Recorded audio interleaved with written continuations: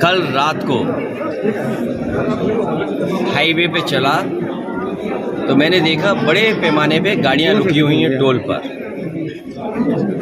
Toll पे जो गाड़ियां रुकी थी उनके साथ साथ जहां बसों को स्थान मिल जा रहा था वहां पर रुक करके सब अपने भोजन खाने पीने का इंतजाम कर करके बैठे हुए थे। इसीलिए मैंने कहा कि इस सरकार में कई मौक़ों पर हम लोगों ने देखा अपने मनोरंजन के लिए मनोरंजन कर ये लोग माफ़ कर देते थे, टैक्स फ्री करते फिल्में। अगर अपने मनोरंजन के लिए फिल्मों को टैक्स फ्री कर सकते ही हैं तो इतने बड़े पैमाने पे कुंभ यात्रा पर कुंभ में जाने के लिए स्नान करने के लिए लोग जा रहे हैं और दूर दूर से यात्री जा रहे हैं। सोचिए जिन परिवारों से मैं मिला वो हिमाचल के थे, हरियाणा के मिले, मुझे दिल्ली के मिले। लोग इतनी दूर से चल कर के आ रहे हैं, न जाने कितना तो उन्हें टोल देना पड़ रहा होगा। जब आप 10,000 करोड़ से ज़्यादा का कुंभ कर रहे हैं तो ये टोल माफ़ करना कोई बड़ी बात नहीं है, इसलिए टोल कर इनके लिए माफ़ हो जाना चाहिए। आपने लोकसभा में सूची की मांग की, मृतकों की सूची।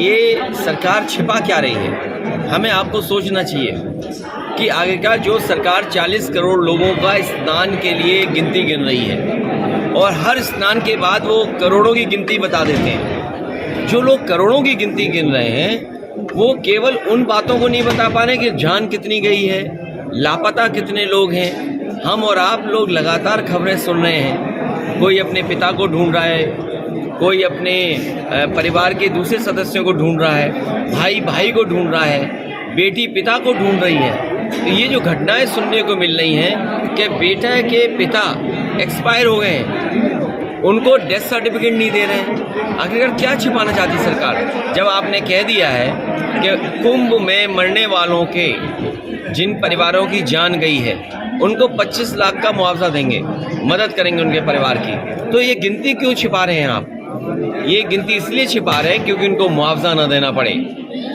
और बड़े पैमाने पे लोगों की न केवल प्रयागराज में कुंभ में जान गई है, बल्कि जब यात्रा करे हैं आने पर जाने पर बहुत सारे लोगों की जान गई। हमारी सरकार से मांग है कुंभ यात्रा में जिन जिन लोगों की जहाँ कहीं भी जान गई है, गोरखपुर में ही बड़े पैमाने पे गोरखपुर के लोगों की जान चली गई, उनकी मदद होनी चाहिए। आज भी अखबारों में पढ़ा मैंने कि कुछ परिवारों की जान चली गई। तो कुंभ में जान जाने वालों की, दूसरे प्रदेश के जो लोग आए जिनकी जान गई उनकी, और कहीं भी श्रद्धालुओं का एक्सीडेंट हुआ उसकी जान गई है तो सरकार को मदद करनी चाहिए उनकी।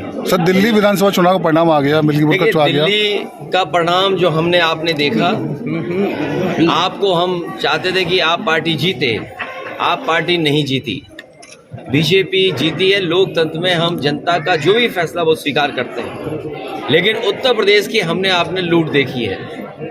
ये जो लोग मिल्कीपुर एक विधानसभा पूरी ताकत लगा दी इन्होंने, इन्हें तो लोकतंत्र में कोई बहुत बड़ा सम्मान देना चाहिए। लोकतंत्र में इन्हें सम्मान मिलना चाहिए, उन बीएलओ को सम्मान मिलना चाहिए जिन बीएलओ ने पर्ची नहीं पहुंचाई, नाम काट दिए समाजवादियों की। उन अधिकारियों को भी लोकतंत्र का कोई न कोई पुरस्कार मिलना चाहिए। जिन्होंने वोट नहीं डालने दिया, ऐसे लोगों को विशेष सम्मान देना चाहिए। जिन्होंने 6 वोट डाले, 2 वोट डाले, लोकतंत्र में उनको भी सम्मान मिलना चाहिए। जो दूसरे जिलों से आकर के भारतीय जनता पार्टी के लिए उस जिले में वोट डाले थे जो हम लोगों ने पकड़ लिए थे। तो ये चुनाव नहीं था, ये लूटा था इन्होंने चुनाव, और ये जनता देख रही है।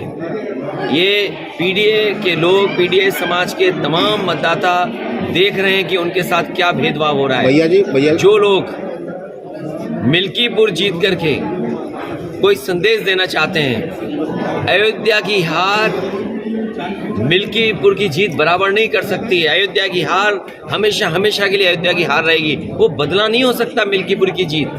जो लोग ये कह रहे हैं मिल्कीपुर जीत करके बदला ले लिया, अयोध्या का बदला कोई नहीं हो सकता।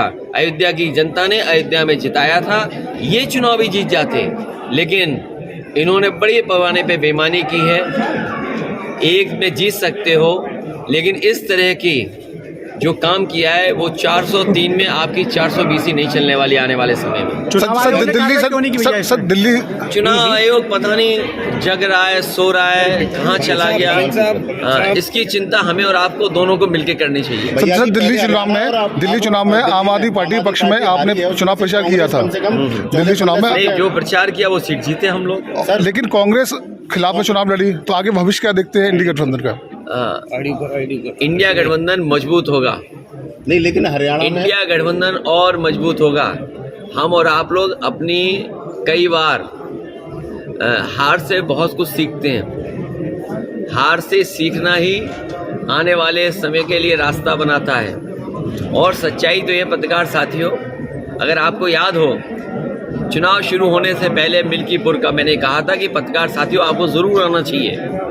ये महाकुंभ की तरह 144 वर्षों बाद ये उपचुनाव हुआ है। ऐसा उपचुनाव आपको 144 साल बाद ही देखने को मिलेगा।